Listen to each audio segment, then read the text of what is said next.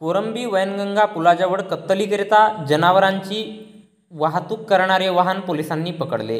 यात 2 आरोपींच्या ताब्यातून 21,85,000 रुपयांचा मुद्देमाल जप्त करण्यात आला असून 3 आरोपींवर भंडारा पोलिसात गुन्हा दाखल करण्यात आला आहे. भंडारा तालुक्यातील नवीन बायपास मार्गावरील कोरंबी वैनगंगा पुलाजवळ दिनांक 27 जून रोजी दुपारी 2 वाजता दरम्यान जनावरांची कत्तलीकरिता वाहतूक करणाऱ्या वाहनावर कारवाई करीत भंडारा पोलिसांनी 21,85,000 रुपयांचा मुद्देमाल जप्त करण्यात आला आहे.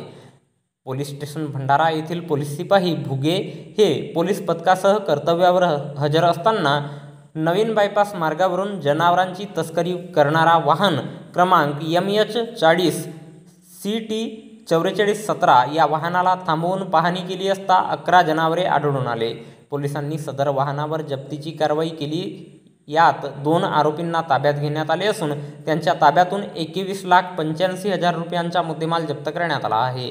या प्रकरणी वाहन मालक रियाज कुरेशी राहणार देवरी, चालक इरफान शेख राहणार डौकी, वाहक दीक्षांत धमगाये राहणार मिसपिरी या 3 आरोपींविरुद्ध पोलीस स्टेशन भंडारा येथे गुन्हा दाखल करण्यात आला असून या घटनेचा पुढील तपास भंडारा पोलीस करीत आहेत. तर याबद्दलची माहिती भंडारा पोलीस सूत्रांकडून दिनांक 28 जून रोजी सायंकाळी 7 वाजता दरम्यान प्राप्त झाली आहे.